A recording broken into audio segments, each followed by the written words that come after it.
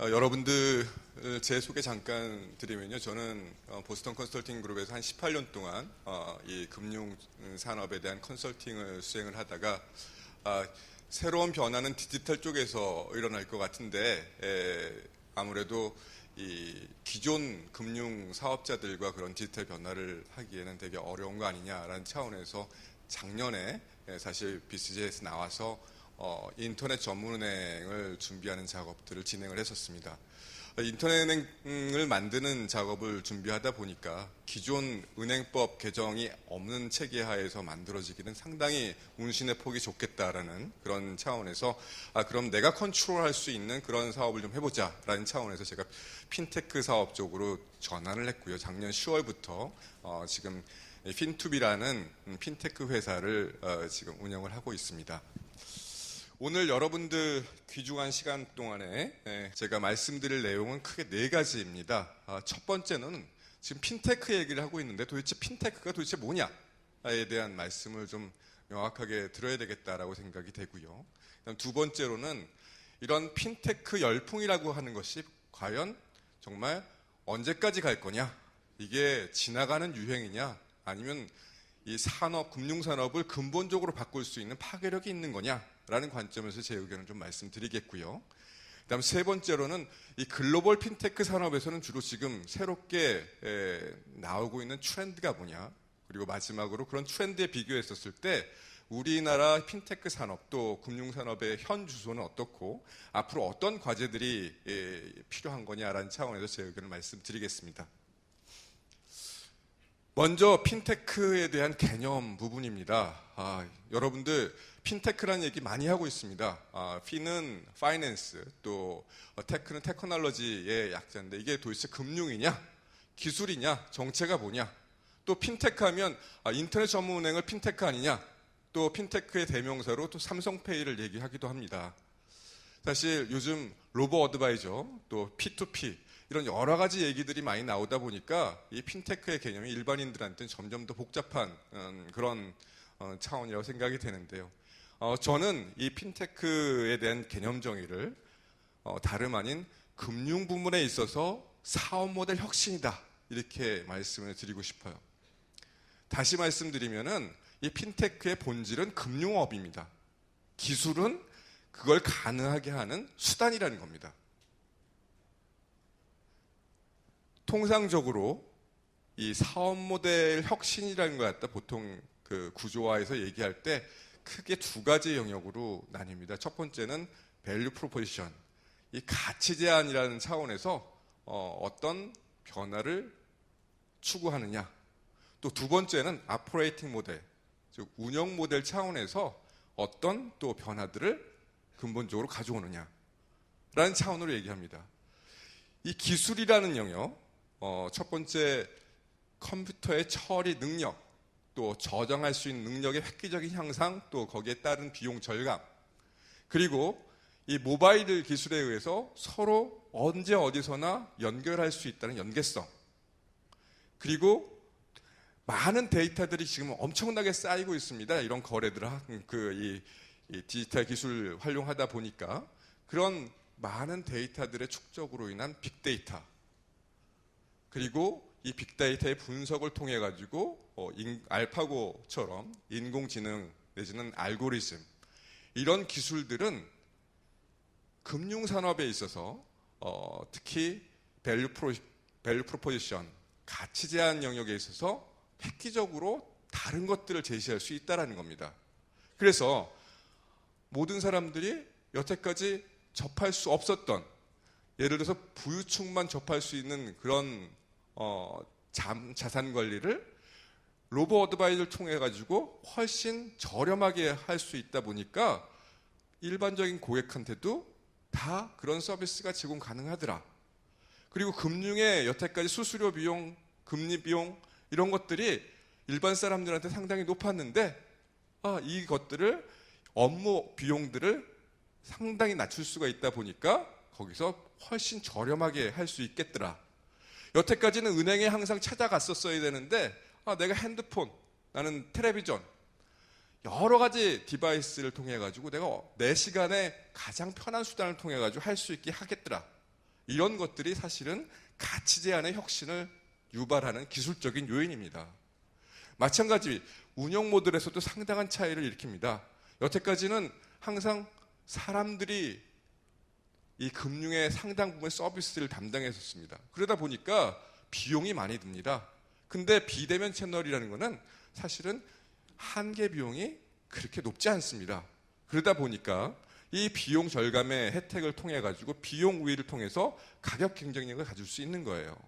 그리고 운영 모델에서 또 중요한 거는 이제는 금융만의 세상이 아니라는 겁니다. 금융이 여러 이종 업종하고 같이 컨버전스가 일어나면서 그 업의 여러 가지 고객의 접점들을 활용할 수 있다는 겁니다. 그럼 새로운 고객 접점을 활용한다는 것도 새로운 혁신의 요소입니다. 그러다 보니까 결국 핀테크라는 게 뭐냐? 결국에는 이런 가치 제한이라든지 아니면 운영 모델이라든지 이런 차원에서의 변화를 통해 가지고 사실 사업성이 있는 사업을 하게 하는 그런 금융업이다. 이게 바로 본질이다라고 말씀드리고 싶어요. 결국 단순한 기술, 금융에 활용되는 기술은 절대 핀테크로 인정받을 수는 없다고 생각합니다. 핀테크의 사례로 창피하지만 저희 회사 말씀을 좀 드릴까 합니다. 핀투비라는 회사는 중소기업의 자금 조달을 위한 혁신적인 솔루션을 제공하기 위한 핀테크 기업이다 이렇게 말씀을 드릴 수 있을 것 같고요. 그러면 중소기업들은 도대체 왜 자금 조달이 어렵냐? 사실 은행이 이 중소기업, 특히 소호 같은 중소기업에 대해서는 신용평가를 하기가 상당히 어렵습니다. 왜냐? 은행이 입수할 수 있는 정보는 중소기업이 제출하는 재무제표가 대부분입니다. 근데 재무제표에 대한 신뢰도가 별로 없어요. 그러다 보니까 은행이 신용평가를 제대로 못하니 이 신용평가 모델링을 보면은 크게 재무에 대한 평가, 또 정성적으로 판단하는 비재무평가, 그리고 대표자 개인에 대한 신용평가. 이 중에 중소기업에 대한 신용평가는 이 대표자의 개인에 대한 신용평가가 한 70% 정도의 비중을 차지합니다. 그 얘기는 중소기업에 대한 신용평가 등급에 대해서 은행도 못 믿겠다라는 겁니다. 그러다 보니까 은행의 관행은 그 상황에서 담보 위주의 여신을 줄 수밖에 없습니다. 또 대표자의 신용을 보고 입보를 세워서 가는 방법밖에 없습니다. 어떻게 그 리스크에 대해서 매니지를 못하는데 그 리스크를 감수하고 은행이 이 자금 운용을 할 수는 없는 거죠. 근데 한번 생각해 보십시다. 우리가 이 중소기업이 이 자기의 자금을 운용해 가지고 매출을 일으키는데 사실 재무제표의 매출액 100이라고 하는 거는 도대체 이 매출액 100이 맞는 건지서부터 100이 도대체 어떻게 일어나는지 모릅니다. 근데 만약에 우리가 중소기업의 거래 관계에 대한 데이터를 확보할 수 있다고 생각합시다. 그러면 구매기업이 과연 어떤 구매기업인지, 이 100이 한 번 이루어진 건지 아니면 10씩 계속 일어나는 100인 건지, 이거에 따라서 중소기업의 신용도는 우리가 중소기업에 대해서 옥석을 가릴 수 있는 평가의 요소로 활용할 수 있을 겁니다. 그렇다면 우리가 중소기업에 대한 신용평가를 보다 정확하게 할 수 있다면 우리가 또 거기에 대해 자금을 지원할 수 있는 길이 트이게 되는 겁니다. 마찬가지 중소기업의 자금을 지원하는 틀을 한번 생각해 봅시다. 주로 은행의 인력을 기반으로 해서 하는 틀에는 은행의 영업점에 인건비가 높은 인력들이 많이 있어야 됩니다. 근데 그게 아니라 마켓플레이스를 만들어 가지고 이 돈이 필요한 중소기업이 거기에 들어오고 또 여러 위험 성향이 다른 그런 투자자들이 거기에 들어와서 자기의 성향에 맞는 투자처를 찾을 수 있게 만들어 준다고 하면 이 거래 비용은 급격하게 줄일 수가 있어요. 그렇다면 이러한 혁신적인 솔루션을 만들다 보면은 중소기업들이 여태까지는 내가 담보 없이는 자금 조달을 받을 수 없었는데 이제 자금 조달을 받을 수 있는 길이 생기는 거고 또 높은 비용을 주고선 자금 조달을 했던 것도 보다 저렴하게 자금 조달을 할 수 있는 길이 생기는 겁니다. 그래서 사실 우리의 지금 현재의 금융 영역들을 보면 여러 가지 기회 요인들이 좀 많다고 생각해요. 그 중에 한 가지 예만 들어볼게요. 대기업한테 중소기업이 납품을 합니다. 납품을 하면 거기에 대해서 자금을 받는 게 한 45일에서 60일 있다 받습니다. 근데 중소기업이 그 사이에 직원들 월급도 주고 그러려고 하면은 사실 단기적으로 그 자금을 유동을 할 필요성이 생기는 경우가 많습니다. 그때 중소기업은 은행에 이 대기업의 매출 채권을 담보로 해서 대출을 빌리는 외상매출채권 담보대출의 경우에는 평균적으로 한 3.5%의 할인율을 지불하고 합니다. 전자원 받은 경우에는 한 4%에서 5% 정도의 할인을 하고 자금을 조달할 수 있어요. 반면에 대기업을 한번 봅시다. 대기업이 워킹 캐피탈을 운영하는 차원에서 보면 단기 여유 자금을 운영할 필요성이 있습니다. 그럼 그 단기 운영 자금을 어디다 운영합니까? 은행의 단기 금융 상품, MMF라든지 MMDA라든지 MMT, 이거의 이자율이 어떻습니까? 연율로 한 1.3%, 1.4% 정도 됩니다. 그렇다면 만약에 대기업이 내가 한 3% 정도로 내 여유 자금을 중소기업들한테 할인하는데 활용하겠다라고 생각해 봅시다. 그럼 대기업은 은행에 놓는 것보다는 더 높은 단기 자금의 운용이 가능한 운용 투자처가 생기는 거고요. 그 다음에 중소기업들은 여태까지 3.5% 내지는 4, 5%에 할인했던 은행 금리를 훨씬 더 낮은 수준에서 단기 자금을 조달할 수 있는 길이 트이게 되는 겁니다. 그러한 기회들이 사실은 핀테크 영역에서 지속적으로 사업 모델 혁신을 통해 가지고 만들어내는 그런 기회들입니다. 결국 이 핀테크의 혁신이라는 것은 고객들한테 가장 유리하게 또 가장 편리하게 할 수 있는 길이 뭘 거냐, 이런 것들을 고민하면서 그런 사업 기회들을 찾아내는 것들이 핀테크다라고 말씀드릴 수 있을 것 같아요.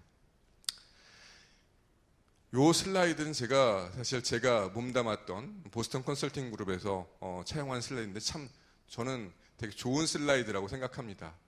여기 지금 선으로 되어 있는 그 슬라이드의 내용을 좀 잘 설명을 드리면요. 밑에 보시면은 이 핀테크의 8가지 영역들이 나와 있습니다. 그리고 거기에 각각 글자에 색깔들이 입혀져 있어요. 그 색깔들이 위에 그림에 나와 있는 색깔하고 일치합니다. 이 그림은 어떻게 그린 거냐? 먼저 상품, 또 기술, 목표하는 고객, 그거의 유사성을 가지고 각 핀텍 기업들의 클러스터들을 그림으로 형상화시킨 거예요. 먼저 10년 전 차원의 그림 맨 왼쪽을 보시면요. 지금 보시다시피 이쪽에 약간 황토색의 그림이 있습니다. 황토색이 뭡니까? 데이터 분석 쪽이고요. 이쪽에 노란색 쪽이 있습니다. 이게 보안 영역이고요. 그 다음에 이게 초록색으로 이렇게 흐리게 나와 있습니다만 그게 지급결제 영역입니다. 사실 핀테크가 시작됐던 2000년대 초반에 시작됐던 영역들은 주로 이 3가지 영역에서 핀테크들이 시작이 됐어요. 한 5년 전에 또 급속하게 성장을 합니다. 여기서 두드러진 거는 어떻습니까? 지금 노란 영역들이 확 늘어났어요. 노란 영역들은 뭡니까? 보안 영역 쪽이고요. 그 다음에 또 황토색 영역들이 확 늘어났습니다. 이거 데이터 영역들이고요. 그 다음에 이 녹색 영역들, 청록색 부분들이 상당히 과거 대비 늘어났습니다. 이제 지급결제 영역에서 새로운 핀테크 회사들이 막 일어난 겁니다. 그리고 여기 약간 황토색 쪽으로 노란색 쪽으로 나온 부분들이 이제 P2P 회사들이 한 5년 전서부터 막 출현하기 시작하는 모델입니다.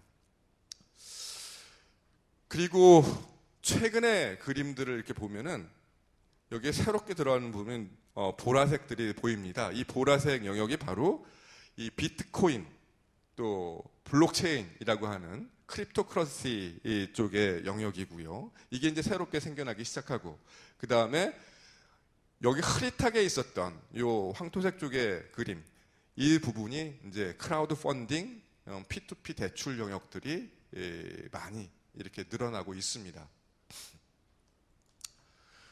이 그림은 아까 보셨던 세 개의 그림과 최근 거를 좀 확대해 본 겁니다. 이 클러스터 형태의 그림을 가지고 우리가 보면은 사실 기술적인 유사성, 이 각 사업 영역 간의 유사성들을 좀 생각해 볼 수가 있어요. 보시면 요 보라색의 이 블록체인 커런시 영역들은 어떤 기술과 상당히 연관성이 있습니까? 요 노란색 쪽에 보안 영역하고 상당히 밀접하게 같이 가져갑니다. 그래서 사실은 이 보안을 연구를 하다 보면 이 블록체인 이쪽 기술에 관심을 가질 수밖에 없다는 거죠. 그리고 역시 보안이라는 부분들은 이 지급결제 부분하고 또 상당히 연관이 많이 있는 그런 부분이라 이렇게 볼 수 있겠습니다. 그 다음에 이제 데이터 분석 영역들이 이렇게 넓게 포진되어 있습니다. 사실 이 데이터 분석이라는 거는 이 재무 관리하고 검정색으로 되어 있는 부분이 투자입니다. 로보 어드바이저. 사실은 이 부분들은 빅데이터 분석을 통해서 상당 부분의 역량들이 쌓여져야 되는 그런 영역이에요. 그러다 보니까 이 데이터 분석과 밀접하게 가져갑니다. 상대적으로 요 대출 크라우드 펀딩 영역은 조금 외부에 있지요. 하지만 역시 요 데이터 분석 영역하고 투자 영역하고 연관이 됩니다. 이 크라우드 펀딩이 또 투자 솔루션하고 연관이 되기 때문에 그렇습니다. 그래서 이런 이 클러스터 분석들을 우리가 해보다 보면 각자 가지고 있던 그 역량을 가지고 이 핀테크 회사들이 향후에 어떤 방향으로 확대를 해 나갈 거냐에 대한 어떤 시사점을 우리가 얻을 수 있지 않을까 이렇게 생각합니다. 두 번째 테마입니다. 과연 핀테크 열풍이라는 게 그냥 유행처럼 가는 거냐 아니면 근본적인 산업 재편의 출발점이냐라는 부분입니다. 이 부분을 어떻게 하면 여러분들한테 잘 설명드릴 수 있을까 그 고민을 하다가 애널로지를 가지고 좀 설명을 드리면 좋겠다 생각을 해봤어요. 그 중에 저한테 떠오른 산업이 영화 산업입니다. 이 영화도 제작과 그리고 유통 이렇게 있습니다.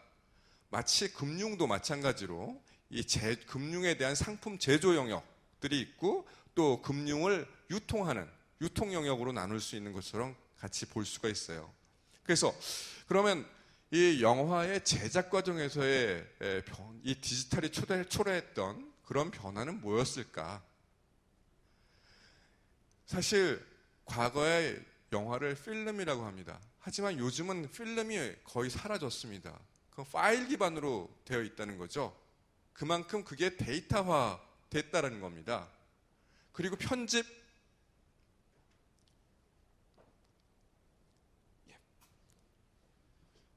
편집 이 부분도 디지털 편집에 의해서 상당 부분 각색도 할 수 있고 여러 가지 촬영 조건들을 훨씬 더 제한점을 뛰어넘어서 만들 수가 있습니다. 그러다 보니까 이 제작에 대한 비용이 획기적으로 낮아졌어요. 그러다 보니 이 진입 장벽이 훨씬 낮아지고 따라서 결국에 무한 경쟁 시대에 돌입하게 되는 겁니다. 그리고 이 영화를 제작하는 인력의 구조조정도 있었어요. 과거에는 필름을 편집하는 인력들이 상당히 중요한 사람들이었는데 이제는 파일을 편집하는 사람, 또 데이터를 관리하는 사람들이 더 중요한 인력들로 부상이 됩니다. 금융상품은 어떻습니까? 이 금융상품에 대한 제조를 생각을 해보시면 지금 사실 금융상품은 조달을 해서 운용하는 그런 여수신 상품을 기반으로 생각해보면 상당히 커머디티화 되어 있습니다. 즉 상품 간의 차별화를 얻기가 되게 어렵습니다. 그렇다면 앞으로 비대면 채널을 통해 가지고 조달과 운용에 따른 비용을 획기적으로 떨어뜨린다고 하면 사실은 기존의 금융상품들의 경쟁력이 여지없이 추락할 여지가 있다고 생각합니다. 유통 부분입니다. 유통에 있어서 또 우리가 생각해 보는 게 이제 영화 하면 여러분들 아마 옛날 영화 보면 영화 보려면 어디로 가야 됩니까? 할 때 피카디리, 단성사, 명보극장 이런 기억들이 다 있으실 겁니다. 그 중에 지금 최근에 과거의 그런 극장 가운데에서 개봉 영화를 상영하는 곳은 대한극장 한 군데밖에 없습니다. 요즘의 개봉 영화들은 사실은 모든 디바이스에서 다 볼 수가 있습니다. 핸드폰에서도 볼 수 있고요. PC에서도 볼 수 있고 집에서 텔레비전에서도 볼 수 있습니다.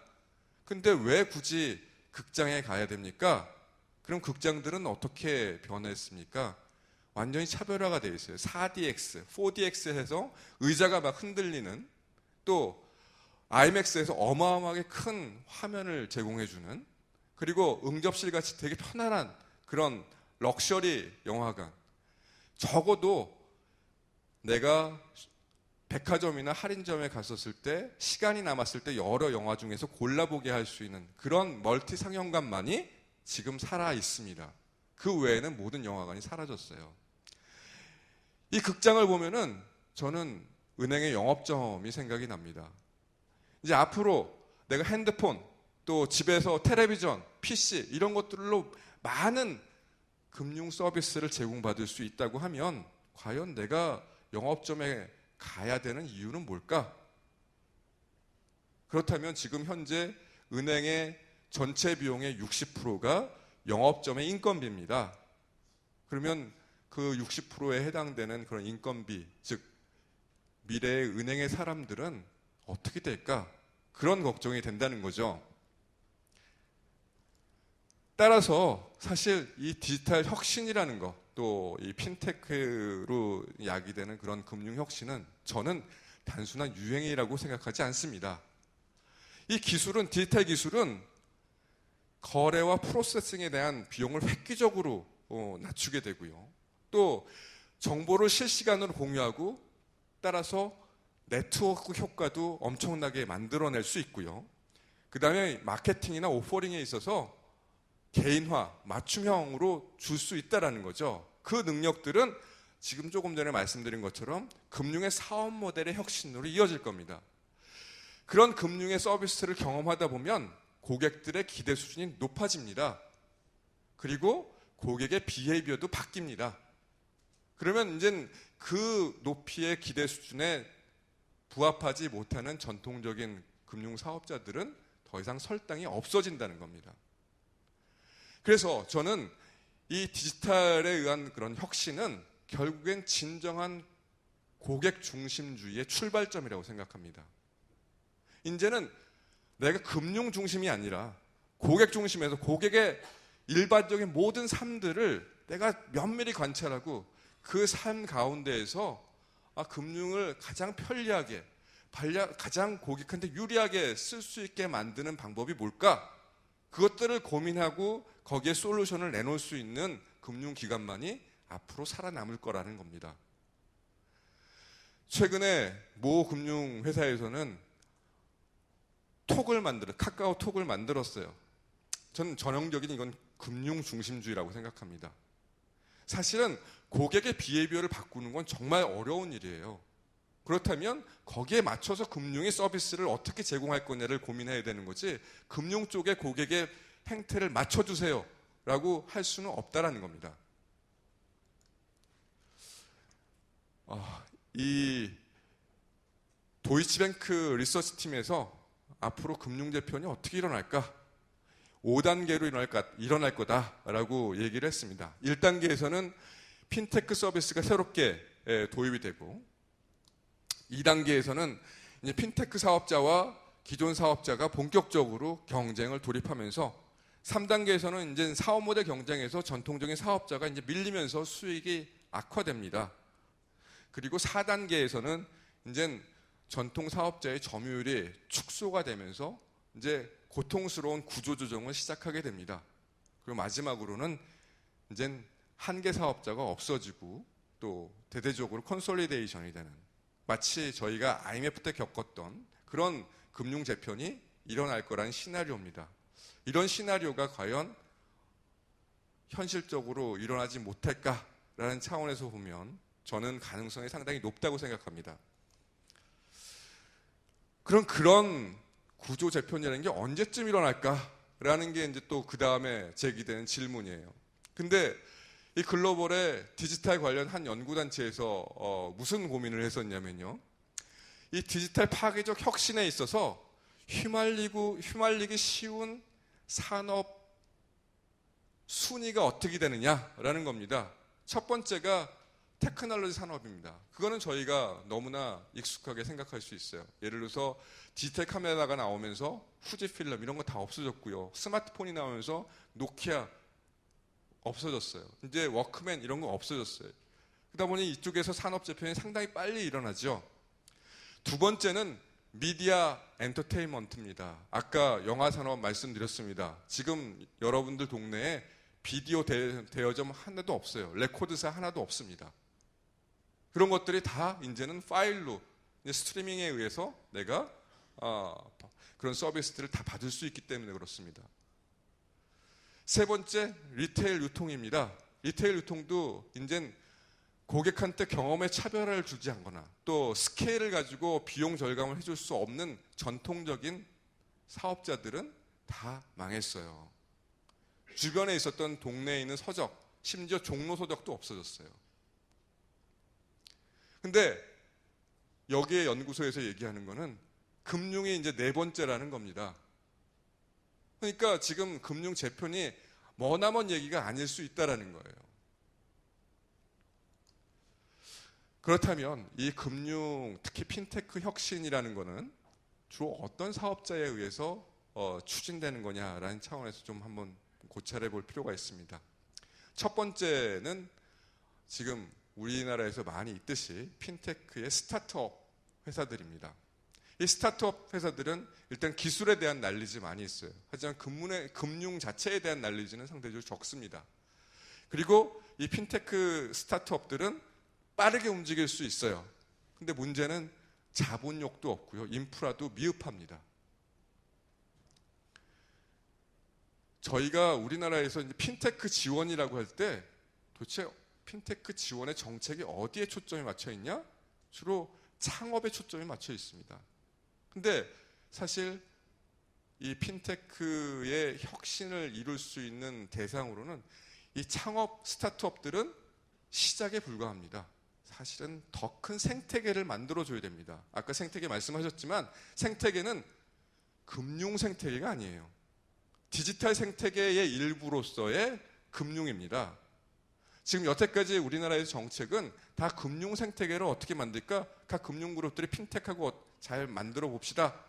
근데 그거는 금융 중심주의라는 거예요. 고객 중심주의 차원에서 보는 거는 고객의 생활에 지금 대부분의 생활을 디지털 안에서 놀고 있는데 그 안에 어떻게 금융을 끼워 넣을까요? 에 대한 고민입니다.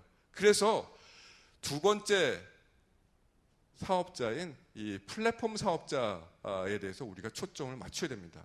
앞으로 진정한 승자가 되는 그런 부분은 아마 플랫폼 사업자가 될 겁니다. 이 플랫폼 사업자, 플랫폼이 뭡니까? 고객이 막 여기저기 들락달락 거리면서 마음대로 거기서 정보도 얻고 또 왔다 갔다 하면서 거기서 여러 가지 다양한 활동들을 할 수 있게 만들어주는 게 플랫폼입니다. 그러다 보니 이 플랫폼은 기본적으로 네트워크 효과가 무지무지하게 큽니다.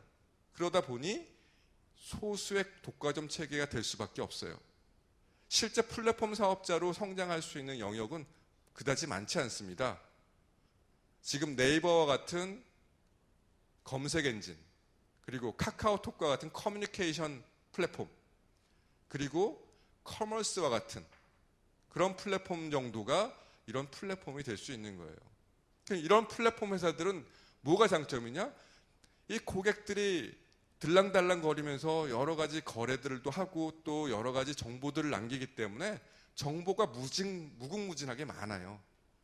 그 정보를 가지고 빅데이터 분석을 하다 보면 여러 가지 고객 니즈에 맞는 서비스를 만들어줄 수 있고요. 또 새로운 고객의 접점들을 제공해 줄 수 있어요. 여러분들이 매일 네이버에 로그인을 했는데 항상 뉴스 검색할 때마다 내 옆에 금융정보가 다 뜬다고 생각해 보십시오. 그리고 거기에 각각 레코멘데이션이 나온다고 생각해 보십시오.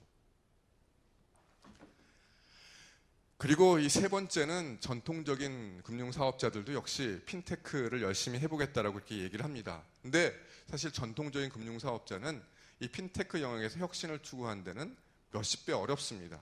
왜냐? 레가시의 이슈가 있습니다.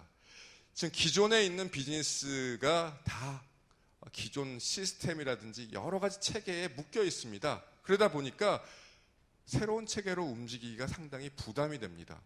또 기존 사업과 이해상충 때문에 카니발라이제이션 이슈가 있어서 쉽게 갈 수도 없습니다. 또 조직들도 보수적이고 인사 성과 보상 체계가 경직적입니다. 그 범위 하에서 어떤 창의적인 그런 혁신을 추구하기에는 되게 한계가 있습니다. 세 번째 주제로 글로벌 핀테크 회사들은 도대체 어떻게 변하고 있냐, 크게 5가지로 한번 저는 말씀드리고 싶어요. 순차적으로 좀 말씀드리겠습니다.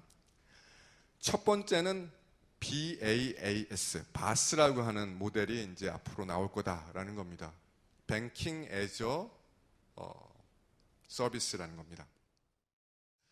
IT 업계에서는 이미 SaaS라는 게 나옵니다. Software as a Service. 그게 도대체 뭐냐? MS 오피스 여러분들 다 쓰실 거예요. 여태까지 MS 오피스 쓰실 때에는 이 소프트웨어를 사가지고 내 PC에 깔아서 씁니다. 쓰다가 다시 업그레이드 필요할 때는 또 사가지고 업그레이드를 합니다. 결국엔 내가 소프트웨어를 구입을 하는 거죠. 근데 최근에 뭐가 나왔습니까? MS 오피스 365라는 게 나왔어요. 그거는 뭐냐면 그냥 클라우드에 MS의 소프트웨어가 있고 나는 거기에 접속을 해가지고 소프트웨어를 사용권을 내고선 쓰는 개념이에요. 1년 동안 쓰는 사용권이 3만 원이다. 이런 식으로 쓰는 겁니다. 그러면 이 업그레이드 같은 경우에는 그냥 MS 오피스에서 자동적으로 해주는 거죠. 나는 이용료만 내고 계속 쓰게 되는 개념인 거예요. 뱅킹이라는 것도 그런 개념으로 이제 바뀔 거다라는 겁니다. 왜 그럴 수밖에 없냐? 사실은 지금 그림에서 보시는 것처럼 은행과 같은 금융기관들은 다양한 이해관계자들하고 정보를 주고받고 있어요. 정보를 주고받고 있으니 그런 정보들이 하나의 서비스 개념으로 될 수 있는 거예요. 그래서 오픈 API라는 게 사실은 전통적인 금융기관들한테는 새로운 사업 기회가 되는 겁니다. 내가 오픈해서 다 줘야 된다라는 개념으로 접근할 게 아니라 이제는 이 바스라는 차원에서 새로운 서비스 개념으로 우리가 접근할 필요가 있다는 겁니다. 여러분들 작년에 그 마이뱅크라는 인터넷 은행을 만든 알리페이가 있어요. 알리페이가 지금 뭘 하고 있냐? 알리 클라우드에 은행의 시스템의 컴포넌트들을 다 만들어가지고 올리고 있습니다. 그거 도대체 왜 하려고 그러냐? 중국의 지방은행들이 어마어마하게 많죠. 그럼 지방은행들이 다 IT를 만들어서 그걸 갖다 계속 업그레이드 시켜나가면 상당히 비용이 많이 들 텐데 그럴 필요 없이 이 알리 클라우드에 있는 은행 컴포넌트 시스템에 접속을 해가지고 이것들을 사용하세요. 그 비즈니스를 고민하고 있는 겁니다. 그럼 지방은행 같은 경우에는 내가 대대적인 비용을 들여서 차세대를 구입할 업그레이드 시킬 필요가 없어지는 거죠. 그런 비즈니스를 지금 해외의 글로벌 플레이어들은 고민하고 있다는 겁니다. 두 번째는 애그리게이터 모델이 보다 확산되고 강화될 거다. 전통적인 금융사업 모델은 상품을 만들어서 그걸 유통을 시키는 수직적인 통합 모델입니다. 근데 인터넷 영역에서는, 인터넷과 디지털 영역에서는 무엇보다 고객을 잡고 있는 포털이 파워를 가져요. 그래서 고객을 가지고 있으면 내가 사실 많은 비즈니스 기회들을 만들어낼 수 있는 겁니다. 여러분들 네이버의 공룡의 발톱에 대해서 쳐보십시오. 그럼 거기 설명 나와요. 왜 네이버가 거기에 대한 설명을 달겠습니까? 고객의 트래픽을 계속 오게 만들어야 돈을 다른 데서 벌 수 있기 때문입니다. 따라서 이제 앞으로의 금융에 있어서는 애그리게이터 모델이 보다 더 적극적으로 나타날 거라는 겁니다. 결국 애그리게이터는 고객들한테 차별화된 경험을 제공해 줄 수 있는 서비스를 만들어주면서 여러 금융사의 상품들, 서비스들을 다 모아주는 역할을 하는 겁니다. 그 첫 번째가 가격 비교. 이제 각 회사의 금융상품들의 가격 비교를 해줄 수 있고, 또 두 번째는 계좌를 통합시켜 줍니다. 그래서 여러 은행들의 내 계좌들 다 모아가지고 나에 대해서 재무관리 서비스를 해주는 그런 앱이 만들어지고 있어요. 그리고 나중엔 페이먼트까지 일원화해서 포탈로 만들어주는 그런 영역까지 지금 이 세상에는 많이 변하고 있다는 부분이고요. 그다음 세 번째 트렌드는 제가 여러분들한테 정말 우리나라에서 이렇게 나가야 되겠다라는 생각을 많이 들게 만드는 부분입니다. 이 글로벌의 핀테크 사업자들은 이젠 이 플랫폼 사업자들을 중심으로 해서 본격적인 생태계 경쟁에 돌입했다라고 보시면 될 것 같아요. 지금 알리페이의 전략적인 개념도가 나와 있습니다. 이 알리페이는 기본적으로 알리바바의 전자산 거래에 바이어와 셀러의 거래 정보들을 잘 분석하면 아까 말씀드렸던 것처럼 신용 정보를 신용 평가를 할 수 있는 기반이 되고 이걸 토대로 해서 파이낸싱을 해줄 수 있는 솔루션이 생깁니다. 또 전자산 거래는 당연히 지급 결제가 수반이 됩니다. 지급 결제 솔루션도 되지만 이 지급 결제의 유동 자금들을 또 자산 운용으로 활용할 수 있는 길이 열리는 거예요. 근데 이런 생태계가 왜 무섭냐? 예를 들어서 이런 생각을 해보십시다. 알리페이한테 어떤 핀테크 회사가 알리페이와 같이 사업을 해보겠습니다 라고 할 때 이 핀테크 스타트업은 무에서 시작하는 게 아니라는 겁니다. 이 알리페이는 자기가 가지고 있는 고객 기반, 또 고객 트래픽, 또 고객에 관련된 거래 정보, 그리고 관련 인프라, 그리고 막대한 자본력을 그 스타트업한테 쏟아부을 수 있다는 거예요.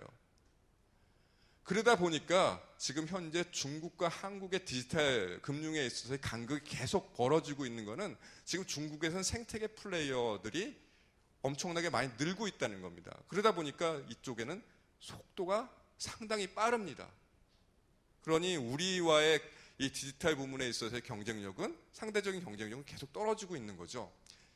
심지어는 은행인 그 중국의 건설은행, 공상은행은 인터넷 쇼핑몰을 만들어야 되겠다 해가지고 그 사업을 진짜 추진을 했어요. 고객들이 이제 전자상거래가 기본이 되는 그런 플랫폼으로 쓰니 우리가 그 사업에 없으면은 우리는 핀테크 경쟁에서 살아남을 수 없다라고 생각하는 거예요.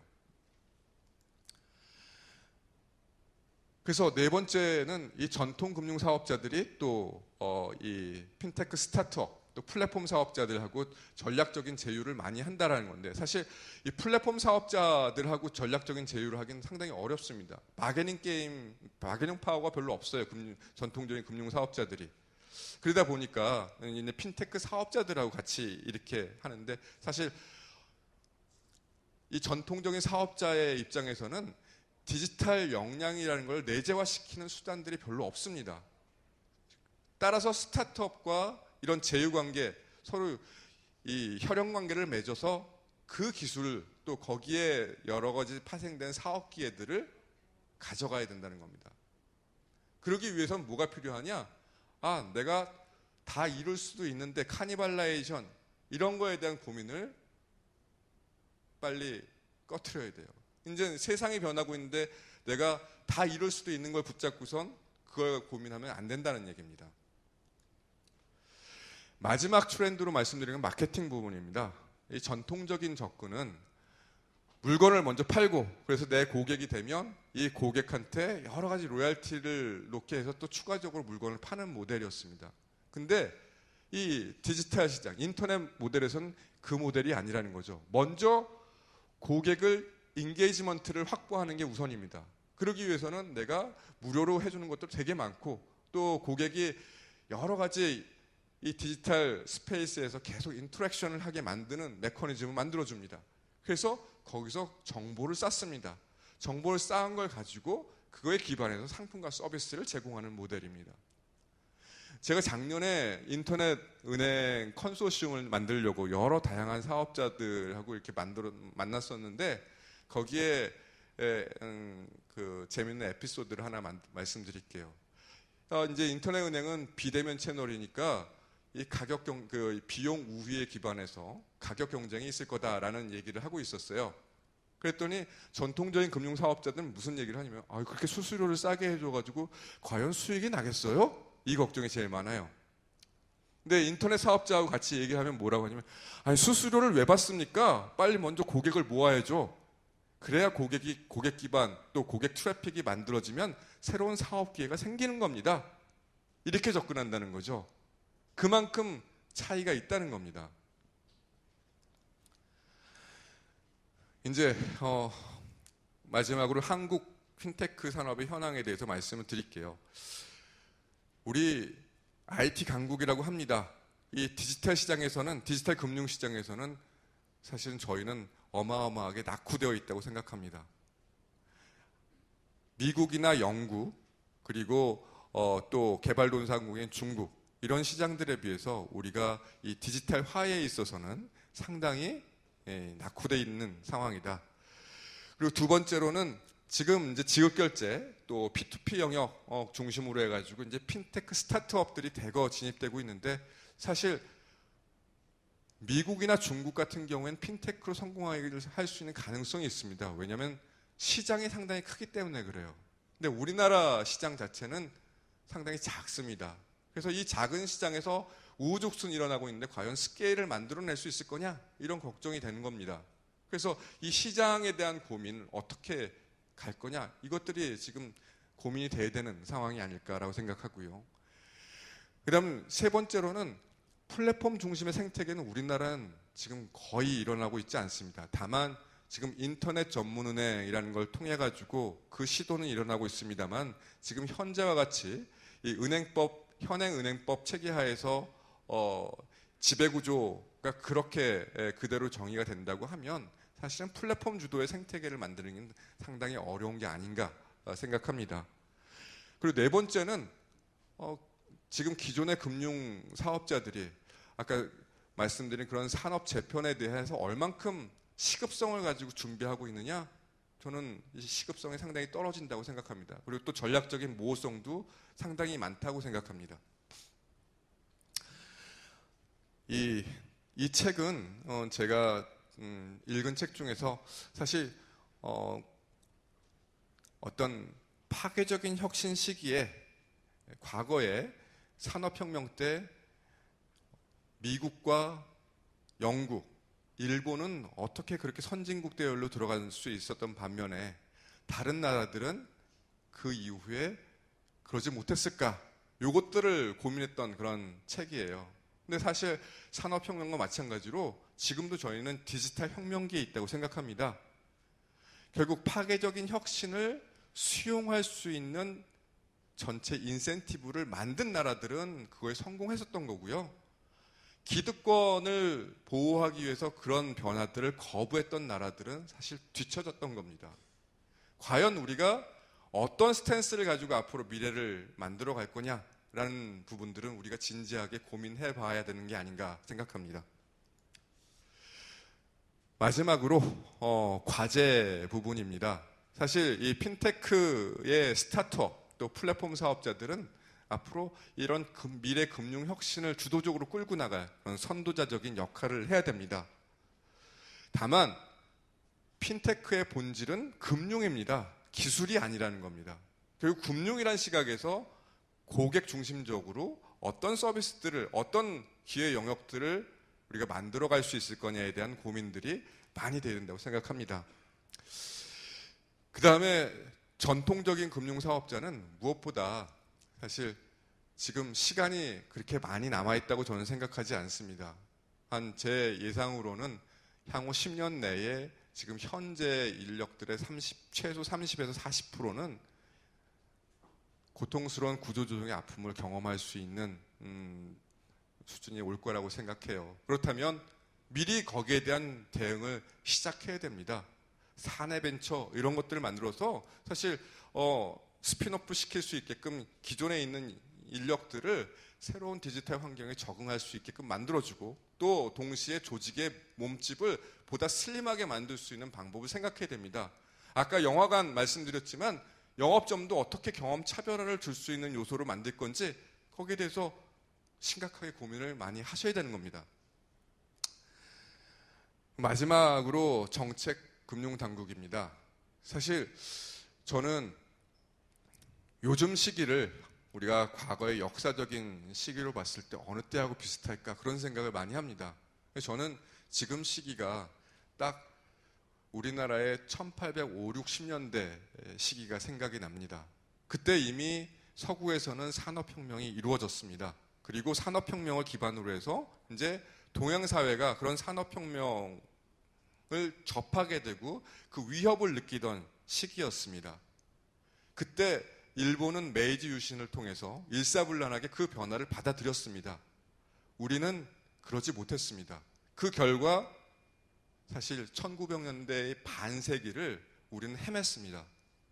따라서 우리가 앞으로 이런 디지털 파괴적인 혁신 시대에 있어서 앞으로 어떤 모습을 가져가느냐를 생각할 때에는 우리가 어떤 정책을 가지고 끌고 갈 거냐에 대한 고민을 많이 해야 된다는 겁니다. 그런 차원에서 사실 정책금융당국은 조타수와 같은 역할을 해주셔야 되는 겁니다. 그리고 사실 이 디지털 혁신이라는 거는, 핀테크 혁신이라는 거는 여태까지 없었던 변화입니다. 선례가 없는데요, 말을 할 수가 없는 거예요. 그래서 선례라는 거는 찾아볼 게 아니라 만들어가는 거다라는 인식이 필요한 겁니다. 그리고 사실 단순한 규제 완화 시각이 아니라 우리나라의 금융산업을 계속 지속 발전시키기 위해서 이 핀테크 산업들을 어떻게 바람직한 건전한 방향으로 끌고 갈 수 있을 거냐는 관점에서 제로베이스에서 규제에 대한 최적화를 이루는 게 필요합니다. 사실 지금 P2P 사업자, 이 핀테크의 P2P 사업자는 모두 다 대부업자입니다, 대부분. 그러다 보니 이 사업을 하는데 부정적인 인식, 이런 것 때문에 어렵습니다. 과연 미래의 디지털 기반으로 했었을 때, 과연 지금 현재와 같은 방식이 맞는 거냐에 대한 우리가 고민이 필요하다고 생각합니다. 이상 제가 4가지 관련해가지고 여러분 두서없이 좀 말씀드렸는데요. 경청해 주셔서 대단히 감사합니다.